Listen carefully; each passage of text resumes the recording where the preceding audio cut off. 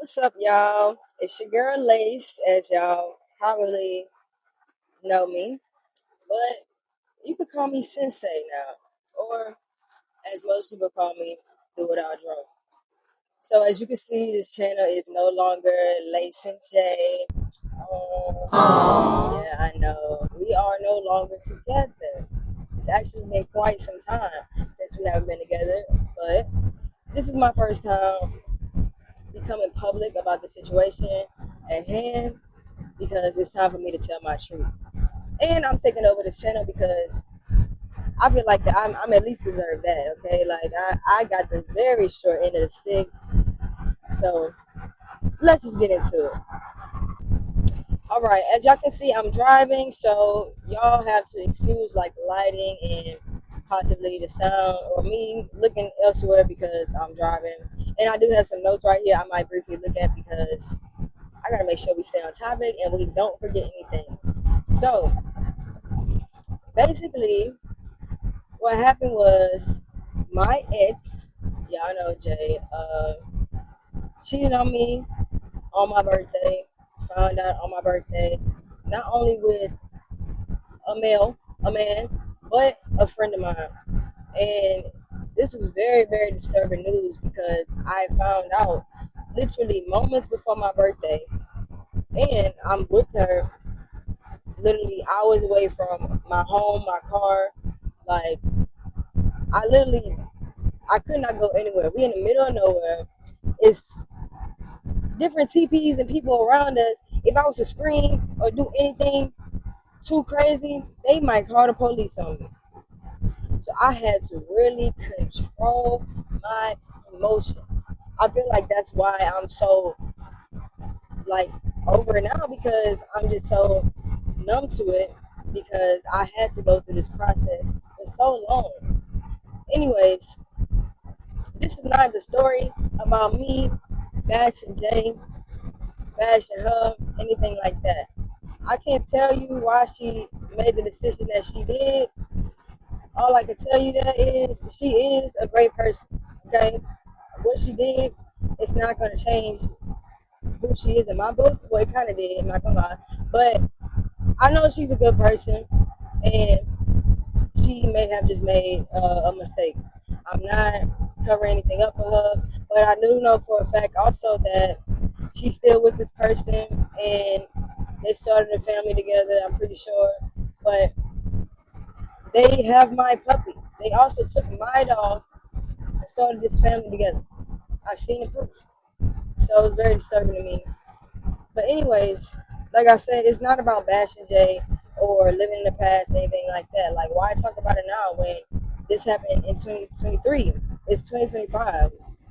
I'm in a relationship now. Why talk about it now? This message, this first episode of Sensei Speaks is what I'm now calling this channel. So I hope y'all tune in for more and tell your friends to subscribe. But on this episode, I'm going to be talking about how being with the wrong person can set you back mentally, emotionally, stably, like stability wise. It's it's crazy because I experienced it with her, and I'm not saying that she's a bad person, but I know that we were not the right match. But being with Jay helped me realize that I need to be with someone who is very secure of themselves and okay with the public eye. Because a lot of times we butted heads because we didn't agree on the amount of attention that I got. And it was no way I could help that. And then I also didn't agree with her timidness or her shyness in public settings. Like, I didn't want to have to hold her hand. I mean, I'm gonna hold her hand, but I didn't want to have to hold her hand and carry her as we go out. Or I want to know that she can handle herself when we go out and when we're not together. And I mean, like, a woman and like a socialite as well. You don't have to be hella social, but as far as know how to carry and handle yourself. So also, I feel like me growing up as the oldest child, I was the nurturer of the family, or at least my small, intermediate family. And that caused me to be a people pleaser for a very long time. So I believe I attracted that in that relationship because she also was a people pleaser. But she was that so much where she second guessed herself and wanted to please her friends and her family more than she cared about her own wants and needs. And that made me confused because I knew I loved this person, but the relationship dynamic was unstable for me. So it had me second guessing myself and my abilities a lot. So say for instance, I I had never seen anybody else do what I do for a living. I'm working all night in my shop. And of course, I'm gonna go pull up on my girl, right? Because I said I'm coming over tonight. But I ended up staying in the shop a little later than anticipated. It ended up being a problem because I know I stayed later, but I didn't want it to be a big deal. I just, my work always came first because I'm trying to be the greatest. I'm trying to be different. But I feel like I didn't have too much support from my family. And I'm not gonna lie and say she didn't support me, but I feel like it wasn't enough for me to be confident in what I was doing, and for me to be confident in our relationship. So I'm working, trying to make ends to, provide something to our relationship. I can't have her paying for everything. I can't have her, taking us out to dinner all the time. Like I would do that. So I just needed I just needed to hear it's possible from one person. I never heard it was possible. Like she supported me, she believed in me, but I just never knew it was possible to the extent of where I'm at right now. Everybody, including my family, did shit by the book. Like they never said, "Oh yeah, like go do that. Like you are talented in that. That will take off, and you can do that without having a 9 to 5." It's like you have to have the 9 to 5 to be stable. Period. And that just didn't sit right with me at all. Damn, the sun is terrible, y'all. That just didn't sit right with me at all. So I tried, working these 9 to 5s for a very long time. They didn't work out ever. I already wasn't getting paid, but then I would either end up getting fired or realize this shit wasn't worth my time. I'm like, I'm getting pennies on a dollar, barely a little bit more than minimum wage. Like, I cannot even get my own apartment with this. So I'm literally, my girl's kind of enabling me because she wasn't pushing me enough because she didn't really know what she wanted to do and she wasn't standing in her purpose and standing up for herself 10 toes down. So me being younger than her, I kind of like just went with the flow, right? Then through TikTok and YouTube, we eventually picked up these false idols. So she introduced me to tarot and spirituality, everything like that, the metaphysics. And I'm not gonna lie and act like energy isn't real because that's still a very much big part of my life. So I'm very spiritual. I'm very godly, actually. Like I wouldn't really say religious because I see belief in all religions, but I do believe there's a God, and I do believe Jesus is real as well. But back then, I was literally so addicted to this tarot, I could not go a day without watching it. I'm literally listening to it for my daily messages, what I need to know, what I think I need to know about what's happening next, what's going on in my life, if I'm gonna get a job, if I'm gonna have a new person coming in, this, and that. That shit was just sending me down a spiral. And it's like, now looking back, it's like they were telling me the same thing over and over right when I wanted to hear it because I would listen to it so many times Like, it was literally always telling me what I wanted to hear. So it literally was corrupting me, and it's backtracked me quite a bit. Little did I know.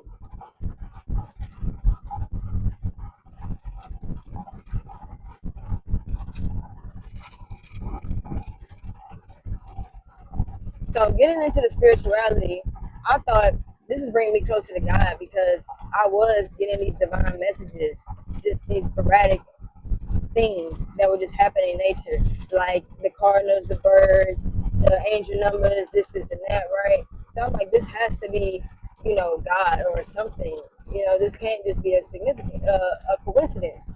So as I'm thinking, this shit is bringing me closer, is actually pulling me farther. So not only was I in the wrong place, or the wrong relationship, but now I'm in the wrong relationship in my heart. So God see that, right? And God is a jealous God. And people don't like to hear that, but he is jealous. Because when he see you giving more value to something that's not him, he's gonna check you. Okay, he's gonna be like, okay, so you have time to care about this and spend all your time online watching this. How much time do you spend a day talking to me? When you die and you present it in front of him, they're gonna show you a list of things that you literally spent time on. And you're gonna look at the time you spent talking to God and you be like, damn. And now I'm here at Heaven's Gates asking him to let me in. And it don't really work like that. So I just know that once that happened, I feel like God, he's checking me. He said, look, it's time for a wake up call. Because I'm thinking that, these rituals and these little money spells and just the light white magic, right, is okay to do because, yeah, it's bringing me prosperity, it's bringing me this and that. What I think. No, it's also worshiping things that we not supposed to. So God wants us to rely and trust on him to do his bidding. Like he said that we will always be taken care of, right? So why are we putting it in our hands and trying to make something out of it? Like, yes, magic is possible. I'm not saying that it's not, but we can never have the ability to do what God does. So if we just be patient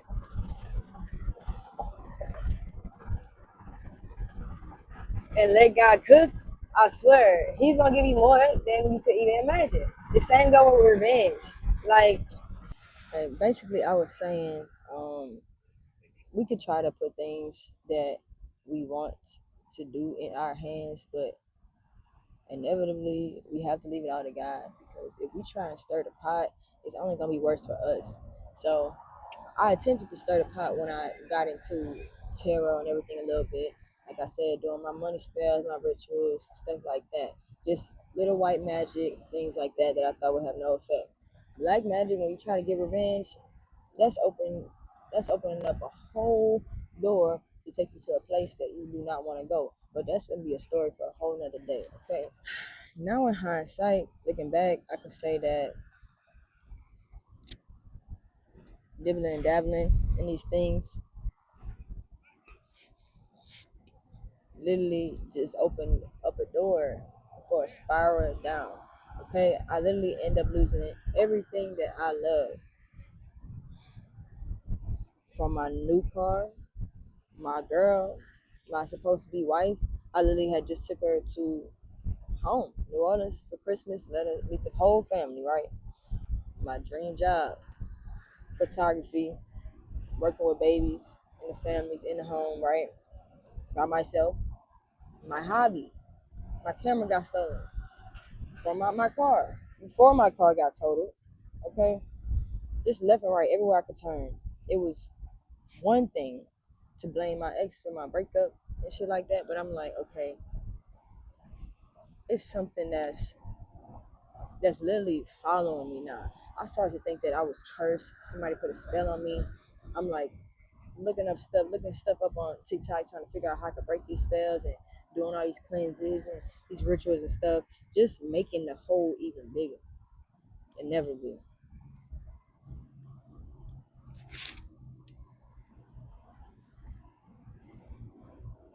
So I realized the person who was plotting on my downfall was my own self.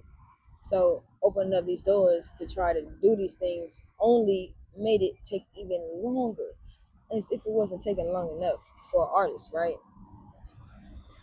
It's a blessing and a curse to be an artist because you know your potential, and then it's so scary to just do that because of what society taught us. You know, we have to have this 9 to 5. We gotta do this, do that. We need something stable, not just commission work here and there that only lasts for a little bit of time. Like, you know what I mean? So it's been a struggle. So of course I wanted to try and do it the easy way, make it hurry up. But inevitably, I was only hurting myself, but it was destined because I was only a pawn in the game the devil would play to distract me from my calling. So now in hindsight, I realize all these distractions were to keep me from what I was meant to do the whole time, was to be the artist and the light of my generation. I knew it was something.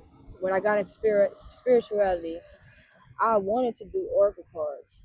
I still want to make cards like words of affirmation, inspiring cards that you can look at on a daily, right? Because I do think that has a big impact on our our mindset, because we have to unlearn things that we've been learned up, and hearing these things over and over is programming it in our mind subliminally. So at this point, I done lost everything. I'm at my lowest. Like, I'm not even doing anything that makes me feel like myself again. I'm not doing my art. Of course, I postpone my music like I always do. I lost my shop too. I forgot to mention that. But I wasn't making clothing. I wasn't painting. I wasn't doing nothing but trying to get a job, trying to just focus my mind. And at the time, I was still listening to tarot. But then I decided, okay, after I lost my car, some things need to change. Like, I had to take accountability for something. So I said, God is telling me to sit down and chill out with all the partying and stuff for a second. With that, I'll actually have more time to do the things I want to do. I don't have a job right now. I don't have a car. What else can I do? I could sit the fuck down and create something. So not only was I stuck in the house, but I was celibate. I didn't even want to date. The old me would get on the dating apps and be like, "Oh yeah, what's up, man?" I got on the dating apps for 0.5 seconds and left because I'm like, this is not what I want to do anymore. Like, no. So I decided to go celibate or abstinent, whatever. It really don't matter. Y'all know what I mean, okay? So I realized with this, celibacy equal clarity. I got so much clarity because I realized everything is just a, a game from the opposition, right? So he trying to control us because all of the wants and the pleasures, that's what the devil has control of. So I'm not gonna make this a super religious video, but I just gotta say the real thing. I can't hold it in no more. So he controls these things as far as sex, drinking, liquor, things of pleasure, music too. That's why a lot of music they manipulate you with. That's also a story for another day. So during this 8 months, no sex, 8 months, no dating. I got on YouTube and I decided I want to know more about the Bible. Like, how do they know these things? So I decided to look up these stories in the Bible, these miraculous stories. And lo and behold, on YouTube, they had videos that literally explain in great detail what happened.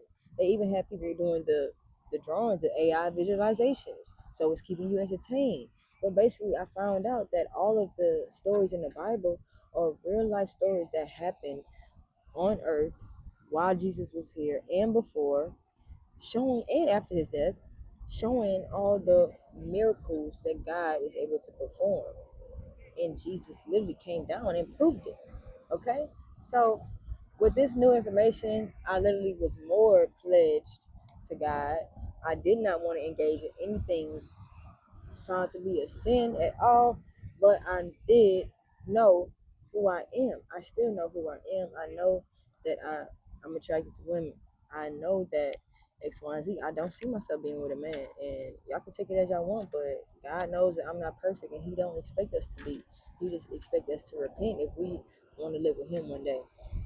Long story short, once I started repenting, and I just learned about my purpose, I just realized that I was just one of God's servants, and I had to do what I'm destined to do while I'm here on earth. And if I do anything else, then I'm not living in my purpose and being true to Him. So I literally am put here to create, not to work a 9 to 5, not to make nobody else happy. So with that, I began manifesting everything I wanted into my life, despite the spirituality and chanting and stuff like that. I was manifesting by literally visualizing and speaking to God and thanking Him for what I had already right here this moment.